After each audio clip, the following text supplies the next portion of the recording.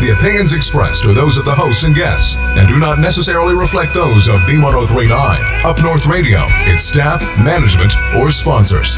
Time for Curries Corner, brought to you by Big Rapids Pennzoil and Auto Repair, Seth Winger at the Winger Insurance Agency, Gilbert's Carpets Plus Color Tile, Barrington Firearms and Training Center, DW2 Drywall, the Monk Janowitz Funeral Home in Big Rapids, and the Janowitz Family Funeral Home in Remus.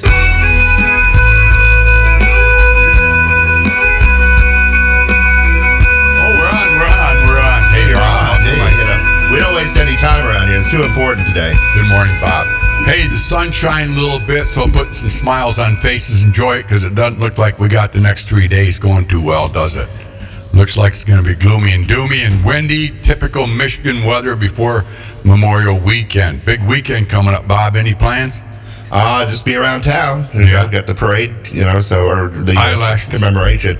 Eyelashes. Yeah, well. Haircut and shine it. Get Bob. That's right. your Bob Aldridge folks right there. Like the sun, famous Canadian. No, Easterner. United States. Same thing. Canadian. Yeah, whatever. Right below Nova Scotia, right? Yeah. Hey, we got a lot of things going on this last week. We've had some great birthdays. Great birthdays. What's a great birthday? Well, another milestone for another year, right? But what's the matter, Rudy? Too loud? We got Rudy with me here this morning. Up, right there, eh? Yeah. Good. How about you folks out there? Paulette, can you hear me all right? Just recently, though, moving along. Last week, graduation up to Everett.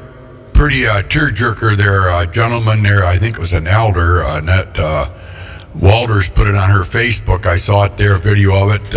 Young man graduated, and his brother's in the armed forces. Looks like the Navy. And wasn't expected to be there, and he not only showed up, but he gave his brother the diploma. So that was, this country's full of patriots, and that's one of those moments that we really appreciate the Armed Force people, and not let alone get home to do something like that. But anyway, Scott McCumber, Jason Rakoff, happy birthday. Joe McNally, Remax down here, right, Bob? You know Joe, right? He had a birthday. I'm just going to read him through here. Mindy Stillwell, she used to live here in Big Rapids. Married Marty Stillwell, had a birthday. Carrie Bayshaw, happy birthday. Roger Silva, happy birthday. We got a real special lady going to have a birthday coming up here pretty quick. And I don't know how old she's going to be, but I want to wish my wife a happy birthday. Her birthday's, what's the date today? 21st? Today's the 20th. 20. All right, 3 more days, 23rd. Yep. For years, I always thought it was on the 25th. I don't know why it was odd days, but the 23rd, Penny's going to be another year older. Looks great. Living a good life as any woman would with me. You know that, Bob, right? Oh, yeah. Life of privilege. Yeah, right, yeah. I'm not the greatest husband in the world, but she's held on for 43 years with me, so hats off to her. Happy birthday, Penny. We got a lot of local stuff always going on. It seems like Big Rapids has been hit with a lot of controversy lately, and it's all due to, I say, a lack of conversation, transparency, or whatever. But just recently, in 2018, 7 years ago, supposedly we got, this is not a tax bill, and what it was is reviewing the Tonkin drain south of town here. For you folks that don't know where that's at, I know a lot of you folks know where that's at. Well, now you do anyway. That's in the Big Rapids Township. But it pretty much is down in the Gilbert land. Gordy and Todd Gilbert, the local veterinarians here in Big Rapids on Arthur Road, Pleasant View Animal Clinic. They have quite a nice farm down there that they've had. Anyway, there's been a ditch down there for years, and I didn't realize it was this big of an issue. I still don't, but money-wise, it's a very big issue. It's going to affect a lot of people that are already struggling to pay their taxes. And just recently, we had one down here in Eaton Manor, more or less the mortgage flats, they always called it, down by the hospital. The water runoff from Ferris all the way from the Holiday Inn down Perry Street goes into this underground drain, and then it came out across the Ives Street, and it was starting to erode one piece of property. So they spent $1 million or whatever, and then that affected the homeowners and some of the businesses on Perry Street to pay for that. Pretty disgruntled, and the some are paying like $400 extra a year for the next 20 years. Doesn't sound like a lot of money to you, but I was in St. Vinny's DePaul yesterday because my wife made a mistake and took a couple of pictures down there that weren't supposed to go with the rest of the junk that I said, okay, take it. So anyway, I was in there and there was a lady in there, a very nice young lady with 4 children. And they were dressed good, they were clean, good haircuts. And I said to her, this is a nice place to come and get clothes, isn't it? She goes, when you have 4 children, Pat, it's a very nice place. She got out of there with a lot of clothes for $14. So, I mean, there's people out there just like this lady and their 4 kids that are nice people, but they can't afford to go and buy clothes at $80 a piece. And she bought some Nike golf shoes for $3. They're $75, $80 in the store.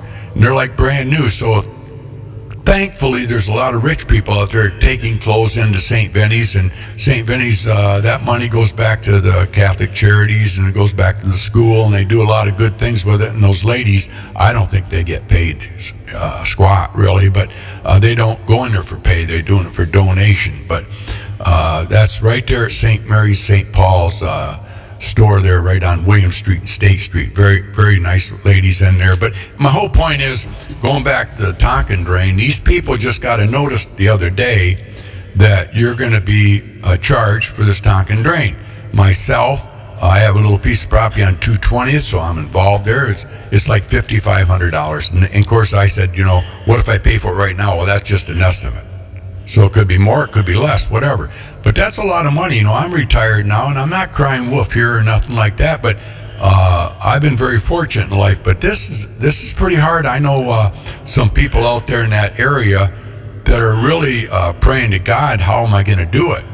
And it's making a lot of stress on a lot of people. My problem with the whole thing is back in 2018. When they had a petition of 5 people that brought this to the drain commissioner. Yep. They 7 people. Thank you, Rudy. You can correct me on everything I'm saying here, Rudy. Okay. We got Rudy Benoing here with me this morning, and he's going to talk about the subject a little bit. He's a little bit more informed on what's going on down there. But you have people like Quality Car and Truck out there with a big hefty bill. I think it's close to $100,000. A little more. Okay, and then like Winters Creek, you got the Gilberts down there. That Gordy and Todd work from sun up till sundown. And yeah, folks, they got a little bit. They might have a dozer here to play on, or they might have a racehorse here and there. But there ain't 2 harder workers than those boys right there, and they employ a lot of people that make a decent living down there too. And so they got a bill thrown at them. The problem I have with the whole thing is transparency. Nobody brought this up, this issue that this might happen, Bob, that this might happen, right? If I'm the drain commissioner at the time, I would be calling these people saying, hey, this is going to affect you to the tune of this kind of money. Do we need the drain? Are we having flooding down there? Show me where we need it, or maybe I show you where it's needed. None of that happened. And now it's a big issue. It goes from the line of Norwich Township, which is Nuevo County. There's a little piece there, and all this water's coming down there. I don't know how they decided this, and I'm not the engineer, so I'm not going to try to critique anybody or slam anybody or throw anybody under the bus. But it's a big issue right now, and there's going to be a meeting tonight at 5 o'clock at the township. I hope if you're involved in the drain area, that you would be there, but also bring people in Mecosta County there, because I think more than just a township, this is a county issue. This could happen to anybody, and it already has happened to a lot of residents in the city. So, and they say, well, she's the most powerful, or that position, I shouldn't say she, that position's the most powerful position in the community. To me, that's almost like a threat. Nobody's the most powerful person in the community. The people. It's been shown on other issues in this community. People rise up to the occasion when it affects them. That's kind of unfortunate because it really affects everybody. And I'm just going to ramble on. So I'm going to stop here for a minute and introduce Rudy. Good morning. Good morning. Thank you for having me on the show and this opportunity to pass on some information that I have from myself, as well as many people that are now involved in trying to alter the trajectory of this Tonkin Drain project. Yep. What would you be doing otherwise? I'd be preparing to see some patients. I have a part-time psychiatry practice here in Big Rapids, right across from Gordy and Todd Gilbert's veterinary clinic. So you're in effect right there where it starts, or not starts, but where they're saying the flooding area is, right around your neighbor area. Yes, I'm part of that sort of critical area that is contributing to downstream problems that have been a problem for quite some time, at least for 2 or 3 days, maybe 2 or 3 times per year when there's heavy rains or the winter thaw runoff. Well, I've lived here my whole life, and I used to work for Gordy and Linda Gilbert back in the 70s, early 70s. And I remember when the old dam took the bridge out, and the county said, well, we don't want to put it back in, too extensive of a project for us to do at this time, so they blocked it off. It's a dead-end road there now on Seneca Drive. But I was down there for a few years. We've been very good friends over the years, so I frequent the place. When I say place, I mean Gilbert's farm there in the clinic. And I've drove wrecker my whole life. I've never seen where Northland Drive has been flooded over. Have you? I have not. There are times, again, a couple days out of a year, where Old Dale Barn Hills Farm, which is now Fred Smith's farm, have had a significant amount of water temporarily, and then, and perhaps that's a good thing, because it stops the high velocity of water runoff from further eroding if it was allowed to just run completely quickly through that area. But within a few days it dries up. I have never seen, and I'm now 62, I've been here since I was 4 years old, flood over Northland Drive in that area. You've never seen it? I've never seen it. I haven't either. And I've seen it get wet. I say get wet, it's always wet down there. But the creek, it gets high, but it never erodes like through Roots area. I can bring his name up. There's no erosion going on there. Well, there was water behind Roots. Who asked you? I'm talking. And, Golfview, we did have some problems with the water running. Who do you want to say hello to this morning, Pete? Go ahead. I want to say hello to Jeannie Frebley. She's my girl. And I want to say hi to all the guys from FedEx, Cadillac area. If you like to listen to Pat Curry talk, and this is Pete Kent. So I got a lot of things to do this morning, but no, I mean, I'm just telling you, I got a lot of stuff to do. You're a busy man. But, what do you got going on? Well, I got to go sign diplomas. I signed 170 diplomas the other day. Wow. And I got 17 more they called me yesterday to sign for the graduation. And graduation is Thursday night, 7 o'clock. Virtual school is Friday night at 7 o'clock. So we hope we get a lot of people. If it rains, it won't be at the football field. It'll be in the gym, inside where they play basketball. Okay, well, So it's supposed to rain, isn't it? Yeah, it's supposed to rain, yeah. All right, well, that's your update by Pete Ken. Thank you, Pete. Thank you, no, Pat. I didn't mean to cut Thank you you, off. Rudy. But on the drain. I'm involved, by the way. I got to Okay. pay. I got to pay, so I can talk. So go ahead. Interestingly, if I may speak through my own experience, there is what they call an oxbow bend right east of Lawrence Roots residence. However, we discovered that's actually Dr. Gordon's land, Gordy Gilbert's land, Right. and I've seen the survey. So, Well, we got somebody calling him. Yes, That's what I like about these phones, don't you, Bob? I apologize for that. No, you're okay. Dr. Gilbert would have really personal information concerning how that oxbow there has changed.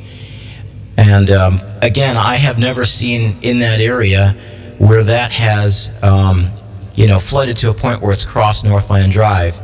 However, part of there's some background information concerning how all of this got started, but to jump ahead a bit, there was a meeting in which several residents were hoping to add on a component of just fixing the drain area from where Fred's Smith's land of the Tonkin drain connects across the street to the old golf course's land where those two meet, which is Winter's Creek.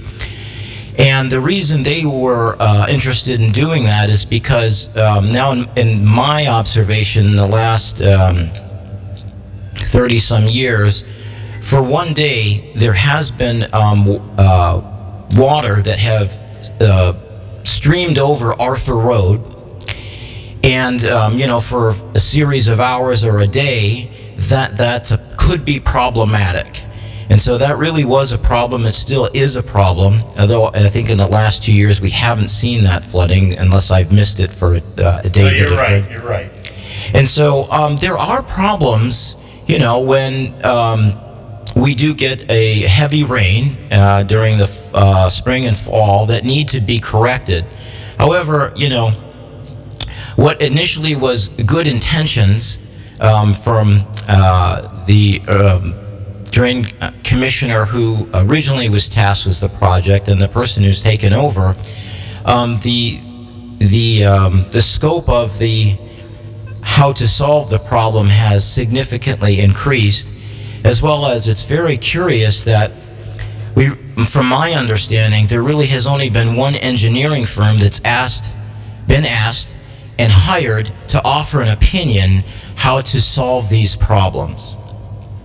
Pete, 2 seconds. What did you think on this? Well, in Golfview, we used to have to put a car on one side of the road by Judge Thompson's house and the other side of the road because we have to walk up in his yard to get our cars. It was flooded there pretty good, and it was 2 or 3 days. But I think tonight, if you have concerns, be at the meeting. It's at 5 o'clock, Township Hall, and I went in yesterday to speak to the drain commissioner, Carla Miller, and everybody said, you better not go in there. Well, I went in there, and I'll tell you, she treated me so nice. And I mean, we talked, and she explained what she wanted to explain. Neither one of us raised our voice. That we talked just like you and I talk. And I was very impressed with her. Personally, I was impressed with her. Yeah, but how would that resolve your problem there if they did what they're doing? Because they're not touching that area, are they?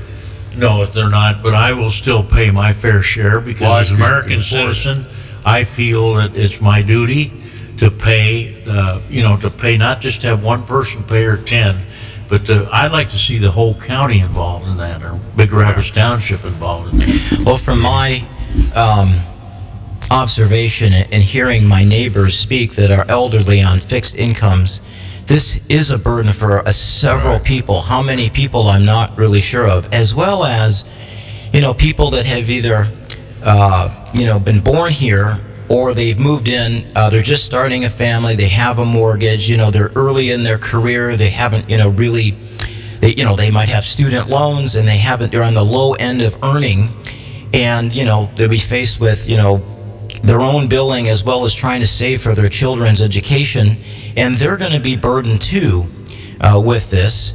And I have knowledge that at least one of our residents that is part of the watershed district was extremely disturbed by this because that person might be in jeopardy in default for paying her apportionment, and may have to consider selling her property so she doesn't lose it over this extra tax. That as well as from our look, there isn't going to be any construction on her or changes in her parcel of property. But did you looked at the line on the whole thing? Did you figure out how they came up with that line? Do you understand it at all? Well, I have a rough idea of the boundaries of the Tonkin drain. Is that something you think would be important? Yeah, for people to know? Well, I just wonder how they came up with it. It zigzags around there and stuff. Zigzags around Golfview. Some people in Golfview are not paying, and some people in Golfview are paying. Yeah. So I went and asked that question yesterday, and I happened to be in line. Right. And she said, "This is what I owed." So I mean, you can't fight. They say you can't fight City Hall. I guess you can fight them, but I know it's going to be a big burden on people. They got 15 years to pay it, or they can pay it right now. I'm fortunate or lucky enough, I'd pay mine right now. Right. But you got 15 years to pay for it. I think it's all tax deductible. Do you think it was done right, Pete? No. Okay. I think it should have been explained to the people. Right. I don't think you can blame Carla. I honestly don't. But I think maybe things could have been done different. They weren't, but I think maybe it's not too late to change anybody's mind. Yeah. If we get this meeting tonight and get enough folks that protest enough and do things the right way, instead of being angry and yelling and screaming, they do it the right way, we got a shot at doing some things. To answer your question, this is one of the disappointing aspects of this process. It isn't clear how they arrived at defining the boundaries of the Tonkin Drain Watershed District. One of our property owners, who happens to own a excavating company, had specifically asked this from what he told me, and their response that he recalled was that they used something called GIS, which for us people that have limited knowledge, it seems to be some kind of satellite observation with software looking at the topography of the area and an estimated mechanism or method of figuring out where that water goes based on satellite observations. Now, I'm not sure that that's actually how it was arrived at, but this is one of the aspects where I think people in the county should be able to ask that question and get an answer that's accurate. It's amazing. It's been going on for hundreds of years, the water flowing Yes. the way it's flowing, and all of a sudden it's an issue. What, in your estimation, why all of a sudden this has come up in 2018? Who had the issue? Who brought it to the light of the Drain Commission in the first place?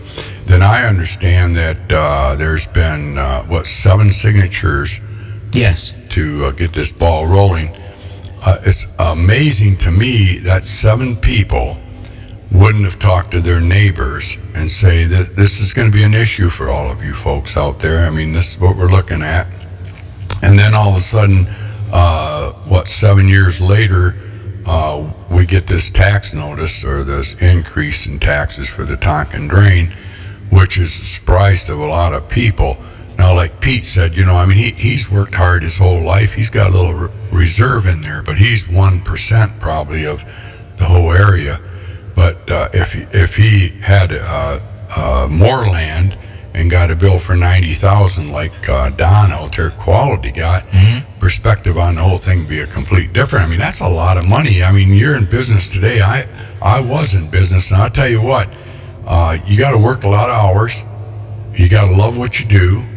And there's reward at the end of the rainbow. And that's the American way. If you're industrious, you should be able to have a reward and enjoy your life as well as provide for a family. Right. He's not the only one. There's several business owners that have been hit surprisingly with a rather large bill. I think the largest one that I've seen from a private commercial owner is about $207,000. And in that particular property, we discovered that MDOT is contributing to water runoff onto that property. They have been apportioned, but what I mean by that is the MDOT has been recognized as needing to pay a special assessment for this problem on Northland Drive. Yet several people have really questioned the amount of that apportionment, and it sure looks like it's been underestimated from several people's preliminary examination of that. Yeah, and then talking about costs and people that are contributing, like she said, well, the county is going to put some money in it, and Ferris is giving money towards it, and the road commission. Is that right? That's my understanding. But you know what they all have in common? What's that? That's us. Yes. That's our tax dollars. It's not Ferris. It's not the county. It's not the road commission. That's our money that we paid in for them to do a job for us, a service for us. But I like that how they identify like they're a different group. That's their money. It's not their money. It's our money. So that goes back, like Kim Wells was saying, if they seen this coming, something like this should have been thought of years ago, actually, before they even did the ice drain. Yes. And you know, for those folks to be a special assessment, it was pretty tough on them too. I don't think it's quite expensive and extensive as ours is, the Tonkin. But that being said, I said back then, if it's a county problem, it's not a township problem, it's a county problem. They should have levied $500,000 over all these years to have a pool of money there for the drain commissioner to distribute it as she thought. But that's hindsight, you know, but he's very, absolutely very right. good thinking, Pat Curry. Very good thinking. Well, that was Kim, you know, and I agreed with him. I do too. But, you know, so what are we going to do? We're going to have a meeting tonight, but they keep on saying, well, she's the most powerful person in the county. I just don't like that. I don't think anybody's the most powerful. The most powerful person is a community. Yes. Big Rapids is a community. Well, I think, you know, the two drain commissioners who have worked on this project really have done a lot of work. And they probably started out with best intentions trying to answer a problem. They do have the rights and responsibilities to create this watershed district, which would then serve the opportunity to levy a special assessment tax. And so that's been appropriately done from the way I understand things. However, was this really actually necessary from how the original petition for the complaint is in question? And, you know, following the meeting that the residents were allowed to go to and discuss, you know, their opinions back in 2018, you know, we really haven't had a lot of updated information or reports or opportunities to know good dialogue with the people that are really responsible for either the burden of paying for such improvements or how this is going to really affect their property values or their livelihood in a sense. And so that's one of the disappointing aspects of how this has progressed, as well as the expansion of the project, which they initially called Division 1, which was to address South Side problems, and then at some point, and I don't know exactly when, Division 2 was added to deal with, if I have this correct, and maybe I don't, water drainage on the west side of Northland Drive, starting perhaps from Ferris State University south through like where the McCostick County Services Building is and that Bulldog Square, and eventually leading to the Seneca Drive neighborhood area. You know, now, Pete, you probably know this, like the high school, how many acres is out there? 80?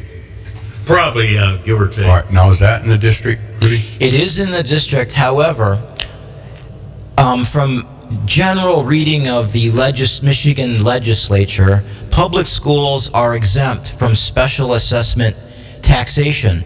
However, we have about at least 20 people really working on different aspects of information that the public should know about this project. And one person in particular has found that there are contradictions to that. And it may be that the Big Rapids Public School, the high school in particular, may not be exempt from this special assessment taxation. How about churches? Churches are not exempt. And if you look at I call the map, but it's the roll call of all of the properties that will be assessed this special taxation levy, they are not exempt.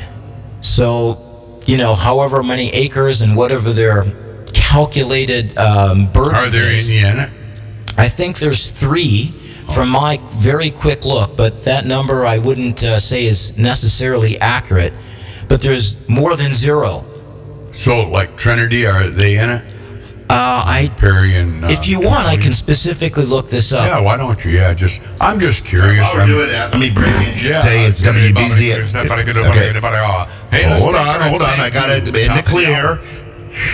WBZX Big Rapids. There you go. Now let's take a break and thank our sponsors. We should take a little break here. Yeah, let's do it. All right. We'll look that up. On B1039, it's 2 minutes after 9. Looked at Curry. Hey, I go to Curry's for dinner now, and I want to tell you something. Their sandwiches are incredible. But get the cheeseburger with caramelized onions. You won't ask where the beef is. We are open till 7 p.m. When the time comes to say goodbye, you need a funeral home that understands your family's needs. The Monk Janowitz Funeral Home in Big Rapids and the Janowitz Family Funeral Home in Remus have been a trusted part of this community for generations. They do take care of every family like their own, and they hear it time and time again. My name is Christina Beers. I would say there's lots of funeral homes in the area, but there's only a small few that can do it with class and with quality and with that personal touch and care. And I would put Janowitz Family Funeral Home at the very top of that list. Let them help guide you through a challenging time with care, respect, and compassion. The Monk Janowitz Funeral Home in Big Rapids and the Janowitz Family Funeral Home in Remus. Local, professional, and here for you when it matters most. I'm Seth Wenger from Wenger Insurance. For more than 100 years, we've been providing professional service and competitive insurance to West Michigan. Come visit us on Perry Street in Big Rapids or give us a call at 796-0778. We're here for you now, and we'll be here when you need us most. 796-0778. Pennzoil in Big Rapids is your quick-stop shop for oil changes and so much more. With certified techs and 35 years experience, they'll have you in and out in a flash, and a free car wash with every service. And don't forget about tires. As quickly as the seasons change in Michigan, it's easy to lose your grip. Luckily, Pennzoil in Big Rapids has the tires you need to dominate all seasons in Michigan. Big tires, fast tires, grippy tires, sleek tires.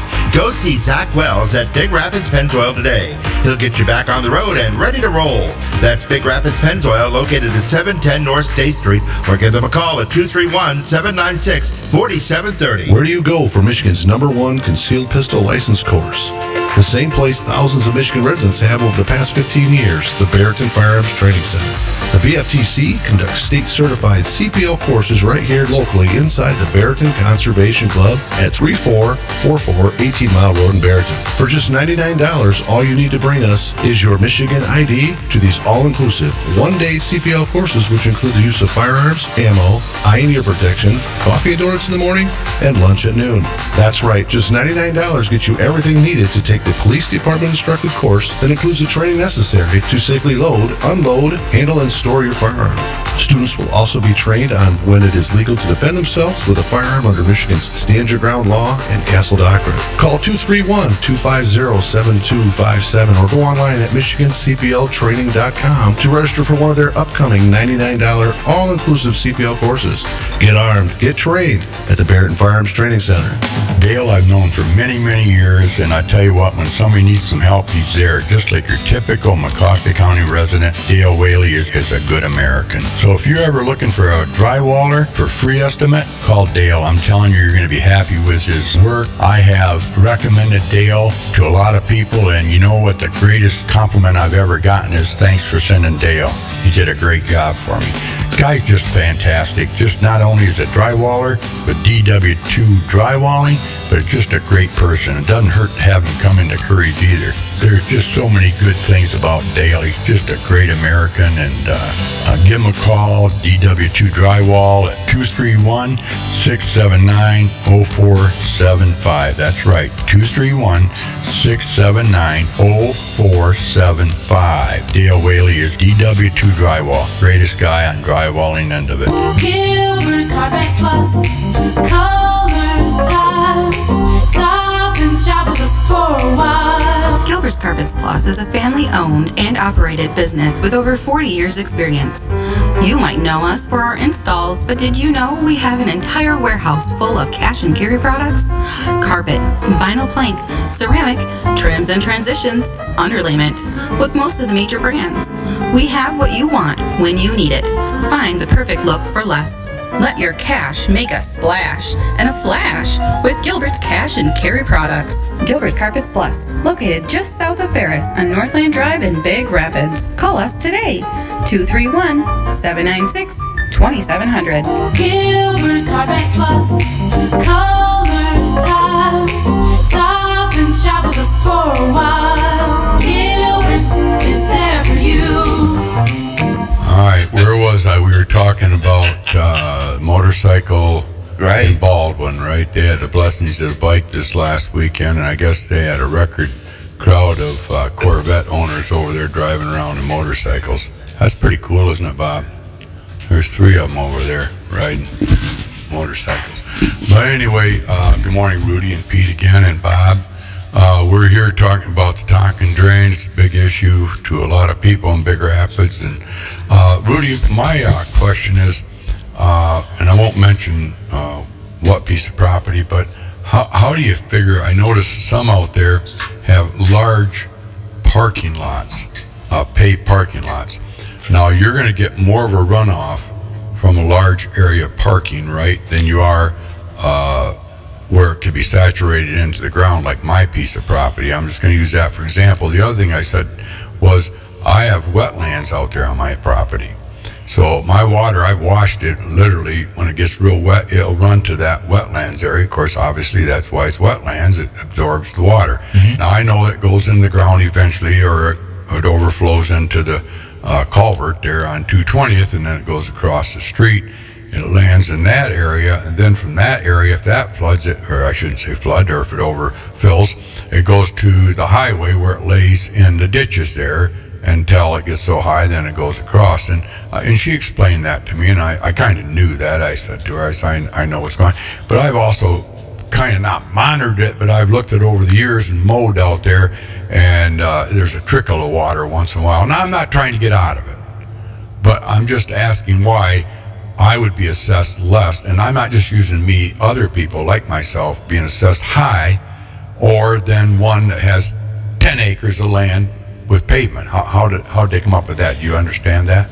Well, that's a very good question, and many people are trying to understand how, when you compare their own property to somebody else's property, that there are inconsistencies just like you described. So,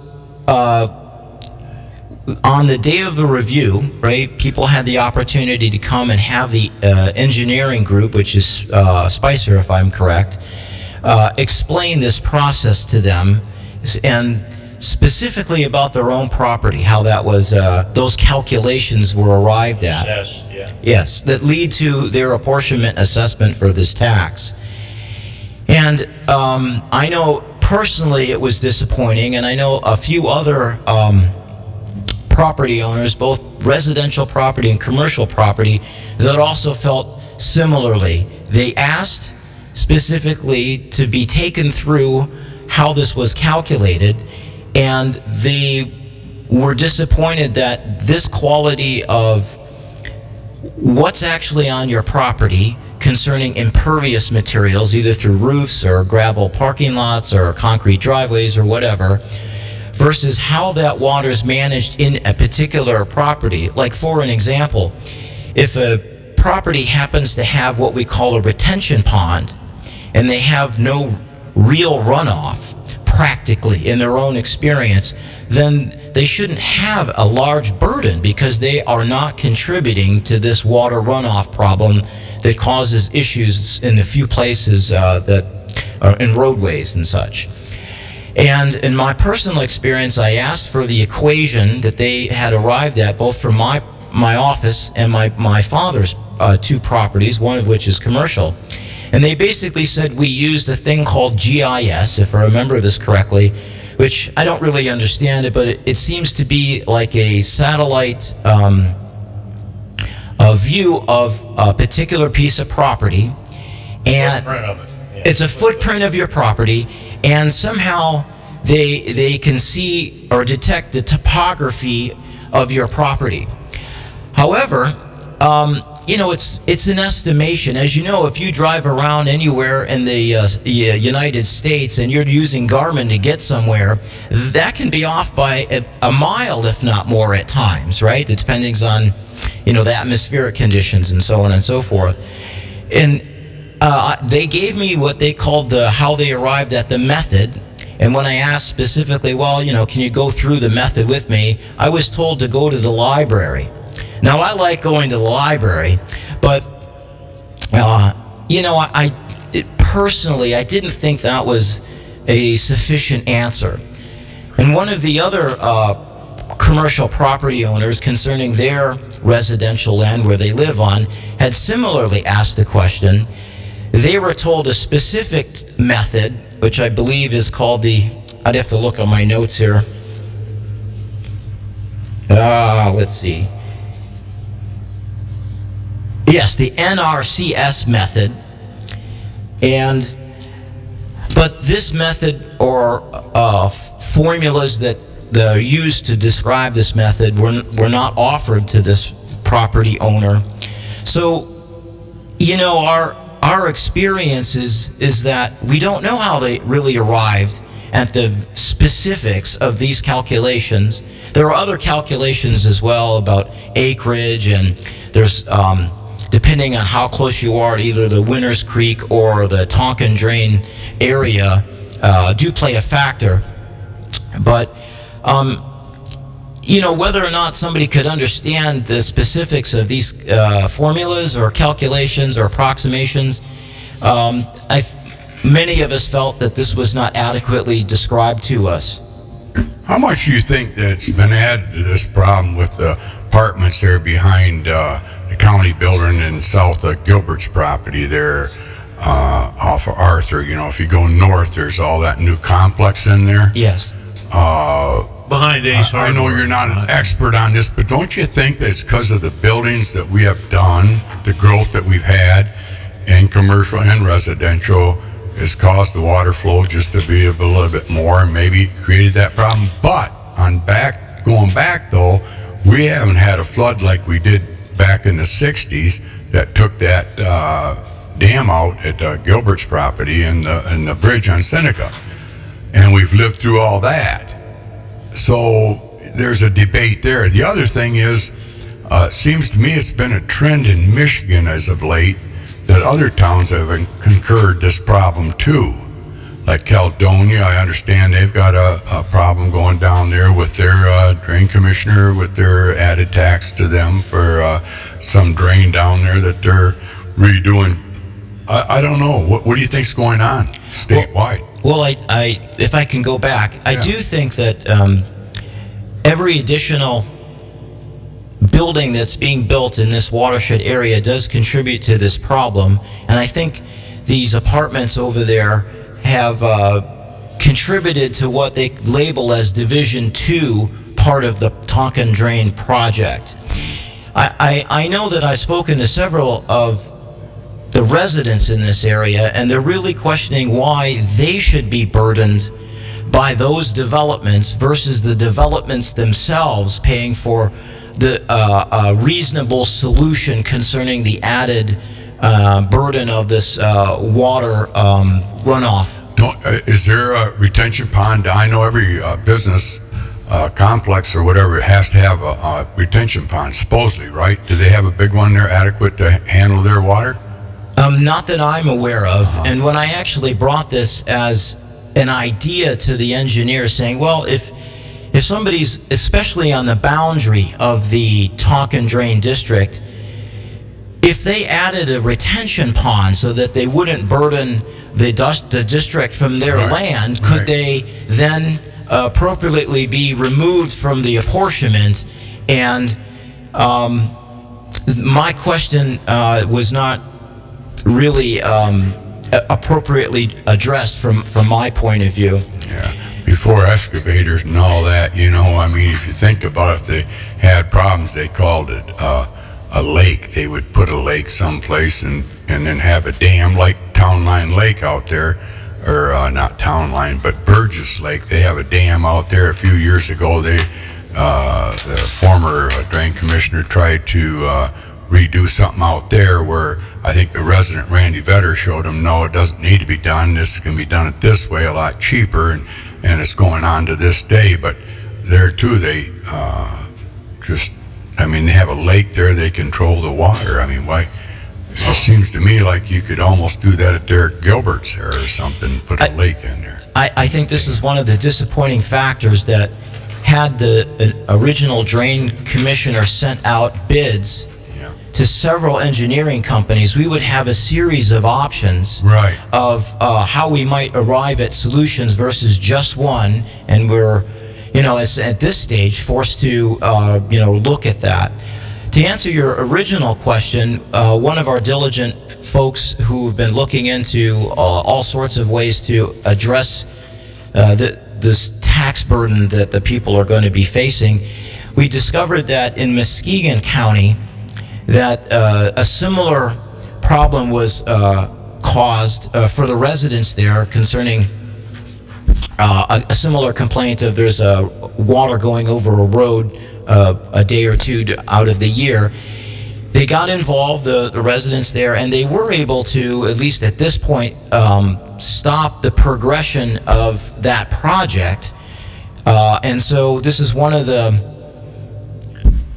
ways we're hoping that we'll also be able to at least halt this process appropriately and perhaps solve it in a different way that would be less of an economic burden to the people in the Tonkin Drain Watershed District. Wow. Well, like I say, it's been like that for quite a few years. It's not an issue that has to be done right now, being it was started in 2018, so 7 years has passed, and I don't know. It's just sad. And there's only 5 people complaining. Yeah. To get this started. Yeah. 7. Yeah. Or 7. Oh, yeah. Right. Yeah. But anyway, I'm lost for words on it because I just think that. I don't blame Carla Miller, first of all, and I think you're right, Pete. She's probably a really nice lady. I don't know her real well, but I went down there too and talked to the engineer and her. And while I was sitting there, I thought, well, we're wasting both sides' time here.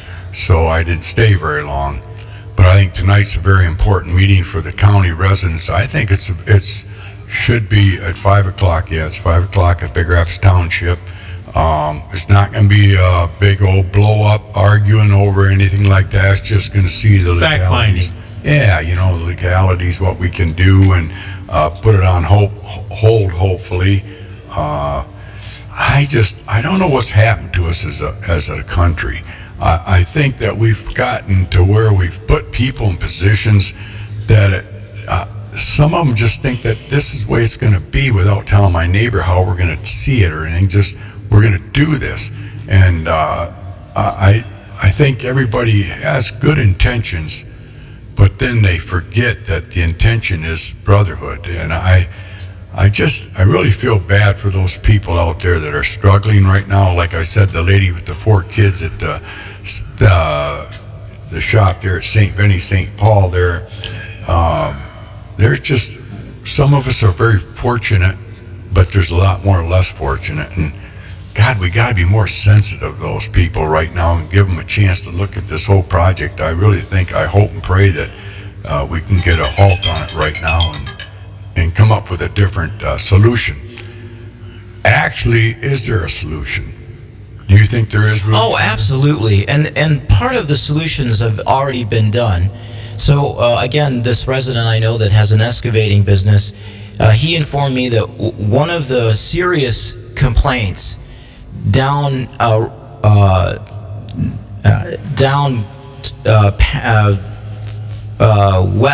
east of 13 Mile, there was actually a part of the right-of-way washed out because the culverts were too small, and it was affecting residents from getting to their house, right?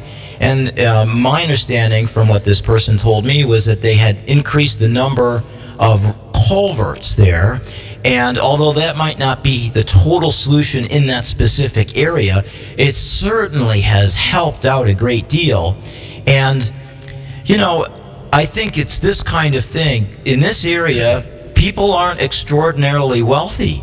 And so, you know, the plan that the engineering group Spicer came up with seems to be like a Rolls-Royce solution, when really I think in this area, you know, using the same metaphor, we'd be happy and be protected well enough getting a Chevrolet, Buick, or Ford or Dodge solution to this problem. Yeah, but I interrupt you. I like to do this though. But 13 Mile Road is actually lower than the ditch in some spots, right? That road's pretty low. It is pretty low. I mean, so the water comes from the south down the hill. Is that what you're talking about? Come from the south on the east to west road, 13 Mile Actually, I just don't know. I mean, I know the area because I grew up here and we had friends over east there. of Northland Drive you're talking It about? is east of Northland Drive, and there really road. It's a gravel road, Yeah. and well, at least it was. Yeah. And Still is. okay, Yeah. and there really was a problem there, and that was added on But at that's this all meeting. wetlands through there too on both sides of the road. Yes, I mean, I do think that, you know, there are some areas in this district where that's the natural topography. Right. So no matter what how fancy you can generate a solution, there's still going to be some problems for brief periods of time. Yeah. And the residents who live around there, although it's unpleasant, they know that, you know, a day or two, they can't take out their very low clearance car. They'll need to use their truck to, you know, make sure they don't get stuck in this area, if we can use that as a metaphor. A lot of times too, though, who checks the drains? A lot of those drains get plugged up. We don't even know it. Like a culvert can get plugged up by a beaver or natural or whatever. And then all of a sudden, boom, flushes out of there, and now you got a natural flood. That was the original complaint. That was the petition in March 2018 that, if I may, Timothy Dawkins, who owned the golf course there, he has a retention pond for irrigation purposes, and there are culverts there, and debris from the winter would wash down into and sort of plug up or completely plug up those culverts, and that was a problem for him. And so he's one of the 7 that had signed this petition to get this looked at, because it was interfering with his business.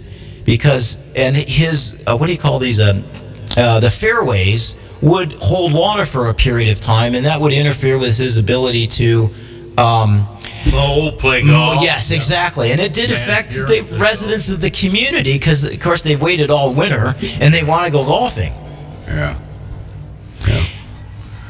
Well, I don't know. I think they almost penalize you a lot of times. These successful business people, like the golf courses, the auto mechanic stores and stuff, they penalize you like the golf course is paying over $200,000. Well, that's a good question, Pete. Now, is there a different formula for commercial and residential? Absolutely. There is. Why And, is that? I'm not really exactly sure, and that's such a great question. I would guess that the ground cover from the pavement in your parking lot. Well, not necessarily, because that if I understood that correctly, there are calculations is that that would be accounted for in a different component of the calculation. But in general, I think commercial property does enjoy a higher tax burden because of the use of the land for profit. And that makes sense, right? We really do want to have that as a way to offset all of our public works projects, and that system seems to have worked throughout the country. Hallelujah. Hey, Pat, I gotta go out and sign. I got to go out and sign some diplomas. But the last thing I would like to say is, please come tonight at 5 o'clock at Township Hall.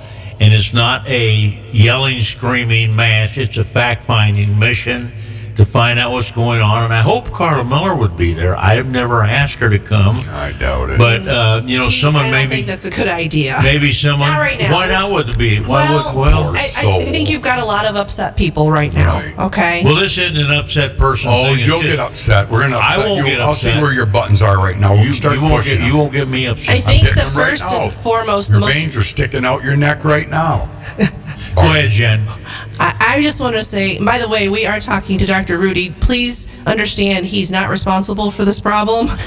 He is actually trying to find solutions. He's trying to find solutions. There's a lot of people that are very upset right now.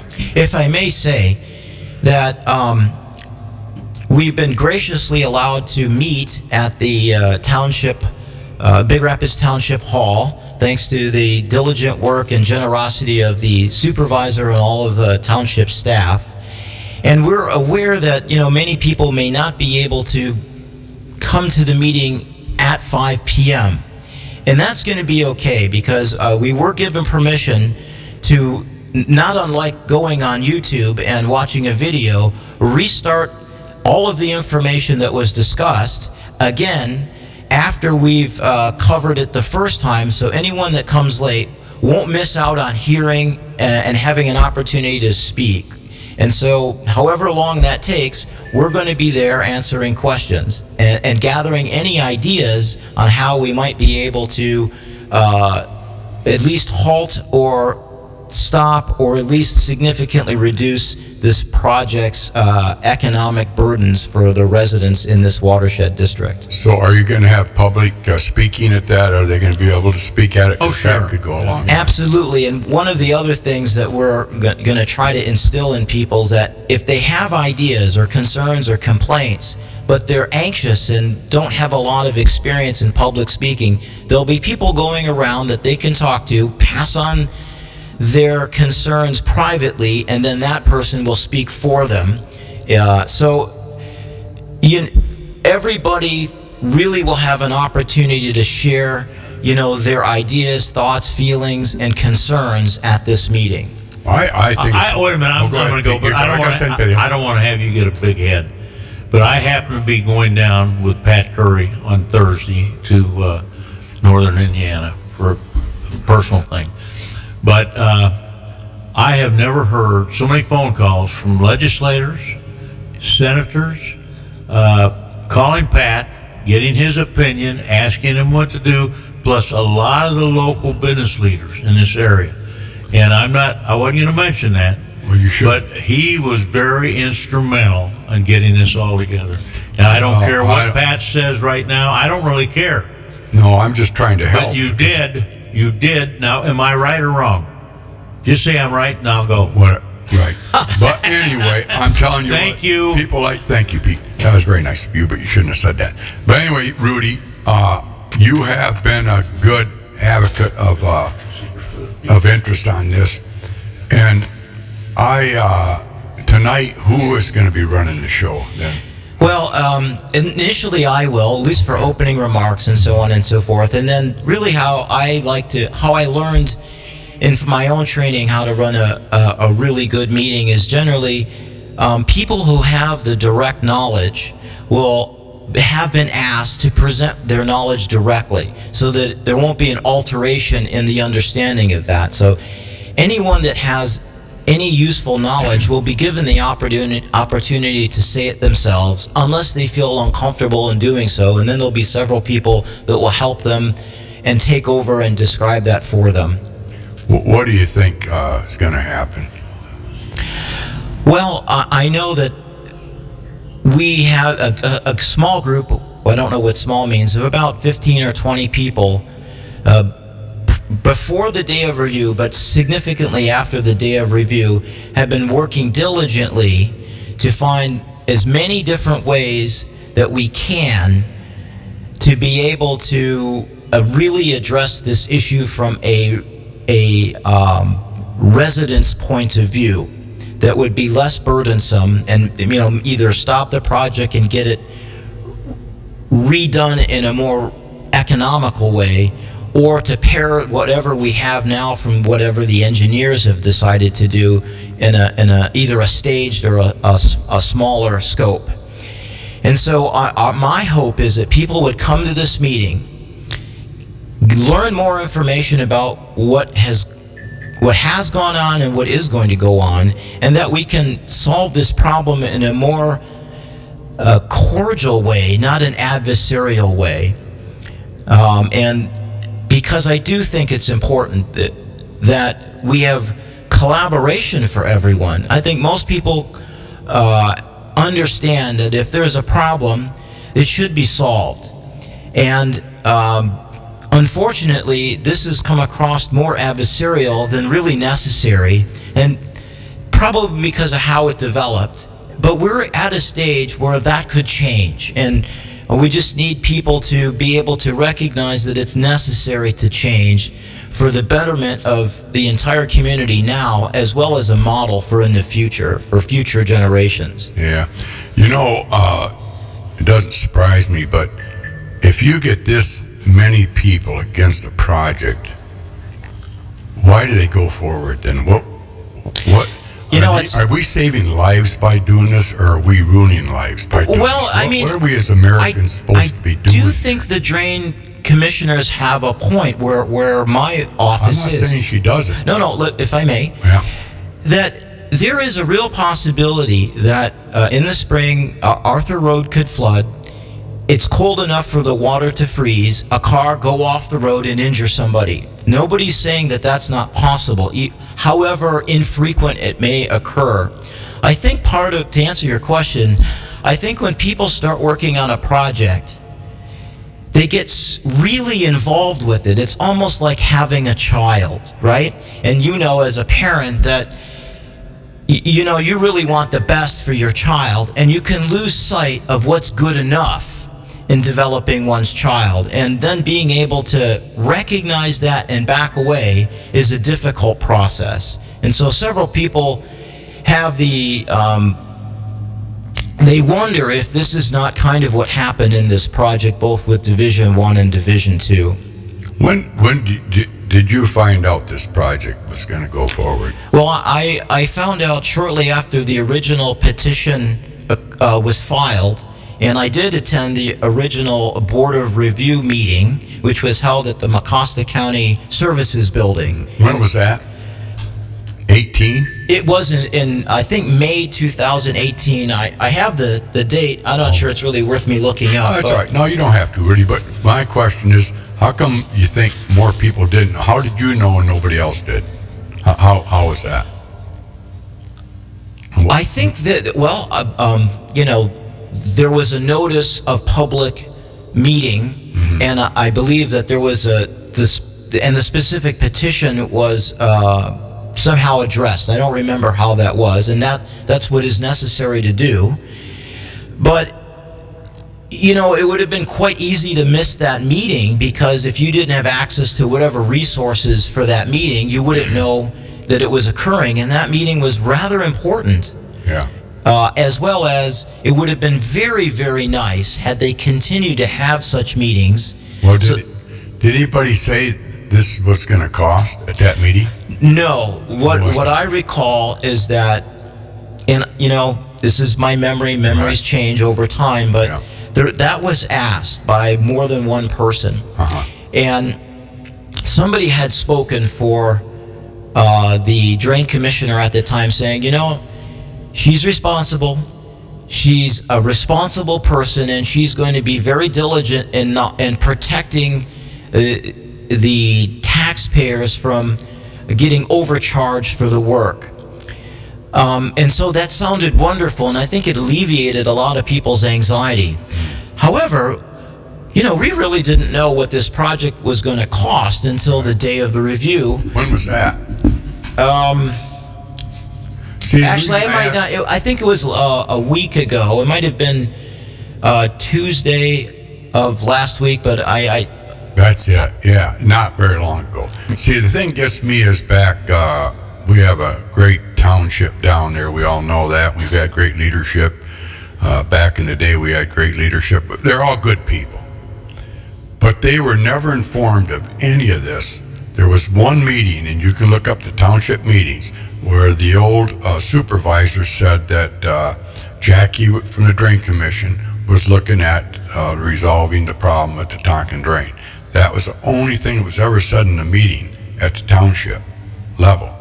Okay. There was never any issue saying, hey, maybe we ought to check in with Jackie and see how it's coming, or a follow-up on what it's going to cost the residents. Maybe we should inform the residents. None of that never happened. So, I mean, that's communication. That's what bothers me the most. It's just, this would never have come to fruition if we would have known it back then what this was going to cost. I would agree. I that's my experience as well, is that there was very little communication as this project moved forward concerning, what the ideas were to solve these problems, as well as what the costs were actually going to be. And that's rather disappointing. Yeah, it is. And I really don't think it's Carla Miller's job, maybe, to tell the residents. What's your thoughts on that? What do you think?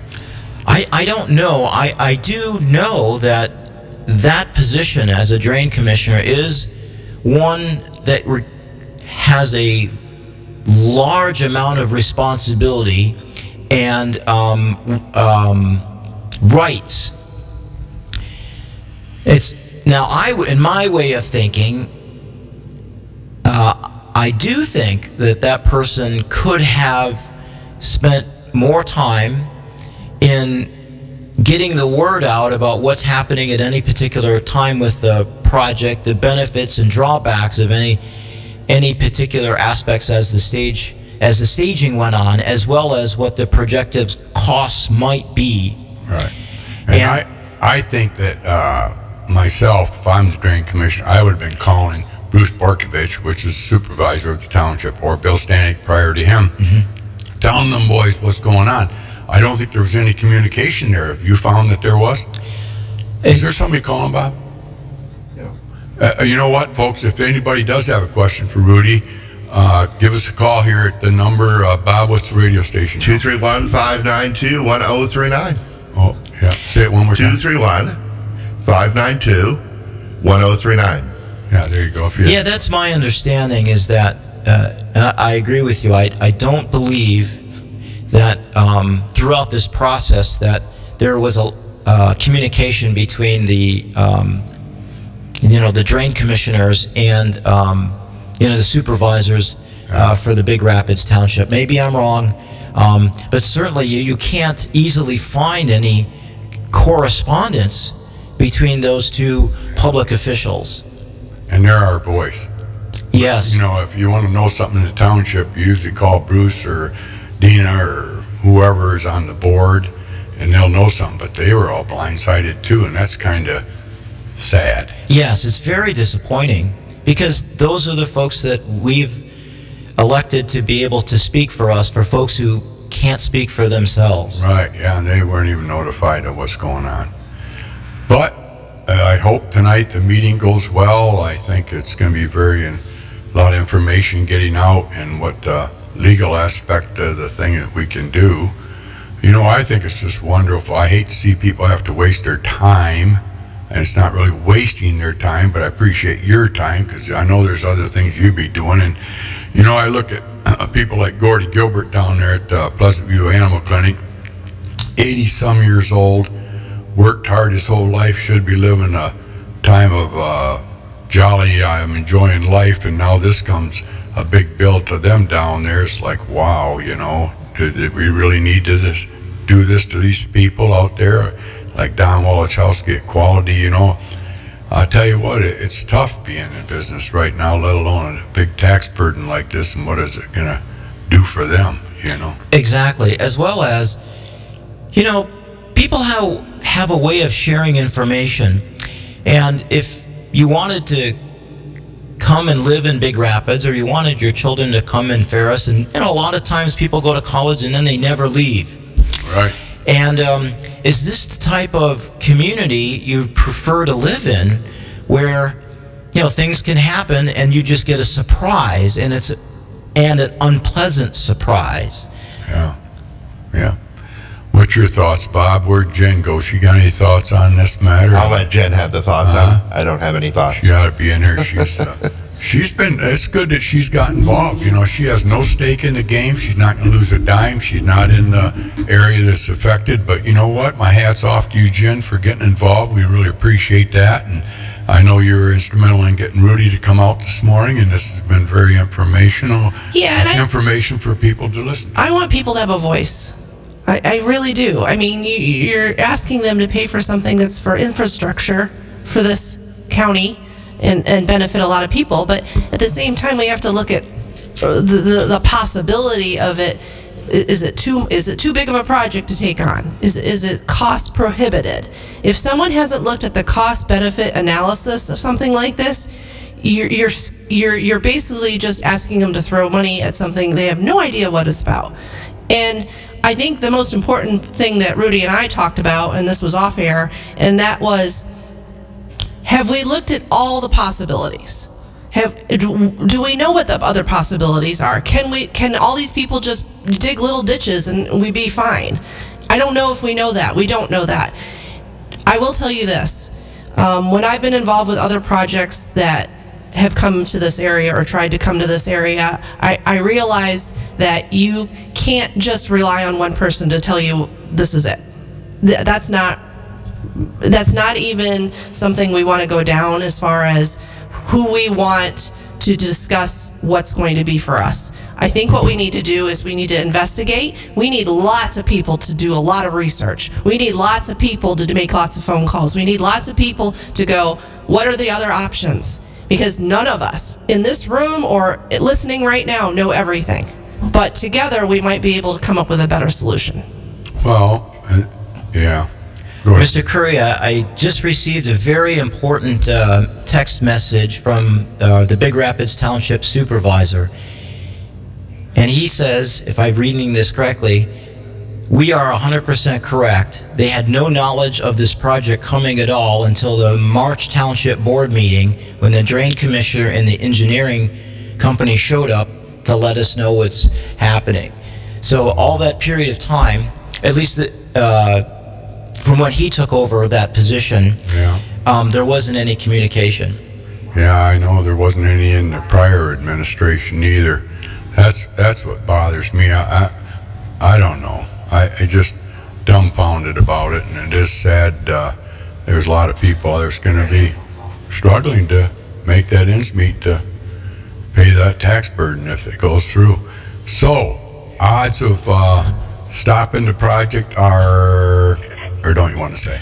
Well, we have a few people have reached out to some very influential people in the state of Michigan, and they're working on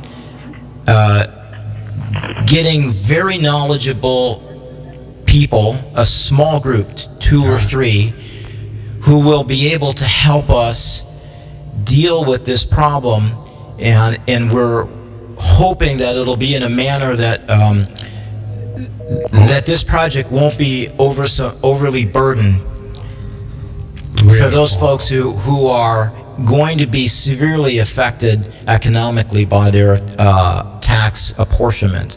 All right. Well, I'm sorry. Did we miss somebody called in and they hung up on us? We didn't get to them quick enough, so I apologize. Call right back. We'll take your phone call. We won't put you on hold forever. 231-592-1039. Yeah, whoever that was. Yeah, that got a question out there probably for you, Rudy. So. Okay. Well, if they can come tonight, even if you come late, just come, do some research, do ask questions. Should we have a protest?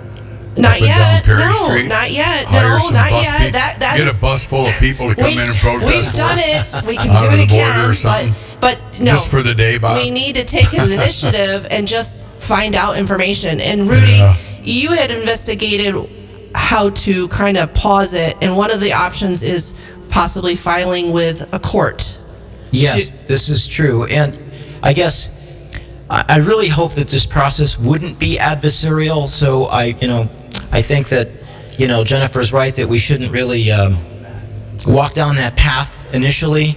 Yeah. But we are looking into legal remedies to halt the process and not just take the word that, the project's going to be halted, because the clock is running. We had the day of review. every property owner has 10 days to file an appeal in probate Here we go. court. Got a phone call. All right. All right, Bobby. You are on the air on B1039. Hello? Talk to him. Go ahead, Doc. Hello? Yep, go ahead. Can you hear us? Yep. Yeah. Bobby. Okay, you got to turn your radio down because I hear the radio. We're on a 12-second delay, so Okay. turn your radio down and listen right through the phone. There you go. Go ahead, Doc. Okay, go ahead. You hear there? Okay, you're on the air, so turn the radio down and listen through the phone and talk. No, okay. Okay. They got scared. No. I'll tell you who that was. I think it was Dr. Gordon Gilbert. It sounded like him. Yeah. Call that number 796-9432. And you can see by this example. You have that number? Or? In my head it's 9432 or 9234. Oh my, one's Gary Kiley. You're going to put him on the spot. Maybe he didn't want to come on after all No, that. he did. Doc wanted to say something. 796, what's the last part? 9432. Bob's going to try. Thank you for calling Pleasant View. No. 2934796. All right. Okay, don't worry about it. All right. The biggest thing I is, have his number here. Yeah. It's 231. Oh, wait. Can you just show it to me? Yes, Yeah. yes, I just realized I can't. Yeah. Bob, you got a call coming in, buddy. Oh, here great. we go. It's Okay, probably him now. all right. Hi, B1039. You are on the air. Turn your radio down, please. Okay. There we go. All right, go ahead. Talk to him. You're on. Okay. Okay. This is Gary Gilbert. Gary. Good morning, Gary. Hello? Yep, Gary, go ahead. Yeah. I mean, the basic drainage rule is every landowner must allow the naturally occurring flow of water to continue from higher lands to lower lands. A landowner may not divert, block, or increase the flow of water from his land to lower lands. The natural flow of surface water must be left unencumbered the way God designed it. If you change it, you need to pay. Well, a lot of these landowners have not changed anything, and now you want them to pay $5 million for something that they didn't do. That is not fair, in my opinion. Wow, that's all the show needed to hear right there. That sums it up pretty quickly, Pretty doesn't much, it? Gary. Yeah. You said more. I mean, Rudy, you did a good job today, but we've been on for an hour and 20 minutes, and Gary Gilbert just said it the way it is. And that is so true, Gary. I didn't know that, but it's common sense, But isn't my it? question is this a solution looking for a problem? Have we had houses that are flooded? Why are we spending this money? Good question. I don't think we do we? I know that I've talked to several people that are going to be affected by that, and they've said, you know, I've lived here all my life. I'm the second or third generation that have lived here. You know, this is the land, and why do we need this? There isn't really a problem. You know, it's their opinion, but it carries a lot of weight. And Mr. Gordon, you're absolutely right. This is Gary. Oh, sorry. Brother Gary. I'm gonna play devil's advocate for 1 second. What if the drain is? That's fine. What if the drain, fails? Then she's responsible, right? So That makes sense. I would assume so, that she would carry the responsibility of people have said they've alerted her that there's a problem. She's the responsible official to manage the problem, and if it's not addressed appropriately, then she might be in jeopardy of not living up to that responsibility. But it goes back to the cost-benefit analysis. It could fail, but how much are you going to pay for it? Well, I wish Gary would stay down the line because back when he was a kid, there was a dam there right south of Daggett Gilbert Funeral Home. Separating the two properties, there was a creek, which is there today, but there was a dam there which backed up and made a nice pond there. Then that dam regulated the water that would be dispersed into the Tonkin drain down through Gilbert's property, because they own all that property, that creek bed, all the way to Fred Smith's. So that regulated, but they took that out. I don't know. I think it washed out with the flood of in the 60s. But then it also took that bridge out. They never put it back in, and I don't think at the time the county had the money. I wish Gary would stay on. Gary, if you're out there, call back. I think the county decided that we don't want to repair the dam. That was my understanding. But that think it was very about expensive. the old boys back in the day said, we got to regulate the water runoff, so we're going to put a dam in here at the Gilbert's property, back that water up and let it go out as we see fit. They had boards there. They lifted the board out or put a board in or whatever, and then the water didn't flood down through there. That was a common sense solution, because what seems counterintuitive in this project is that we're going to allow this project. Part of what it will do will allow a lot more water to rush to the Muskegon River than it currently does. Right. And so one of the concerns from a few people have been, well, if we allow this to happen and we impact the Muskegon River unnaturally, could we be responsible for flooding out somebody else's home or business downstream of where the Tonkin drain eventually drains to? And would that end up costing the county a lot more money than whatever this project seemingly is going to fix? Well, that being said, for several, 20, 30 years, 40 years, it's been flooding down there in the plains where John Doyle lives, the flats down there? Yes. That floods almost every year, or comes up close to flooding. He's had water in his house over the years several times. So, I mean, that's happening right now without all this. Yes, I think, some of these areas like Dale Barnhill's old land, I believe Mr. Smith owns that now, is really, when it floods during the springtime, and again, I've never seen that it's overflowed onto Northland Drive there. That's really a benefit because it holds that water for a day or two or maybe 3. And that's really servicing that we don't cause a downstream problem. Yeah. And so if we take that natural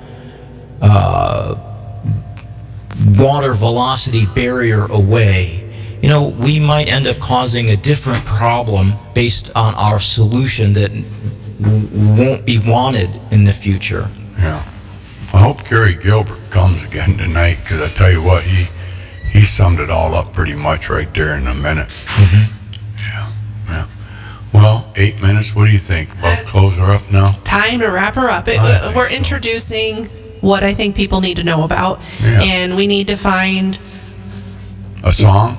Yeah, that's a good possibility. Let's play a good song here. Pat, great show today, by the way. Well, I don't know. No, it was good. It was good. And it's not even 10 o'clock. Yeah. Play that one friend, Don Seals. That's a good one. You know that one, Jen?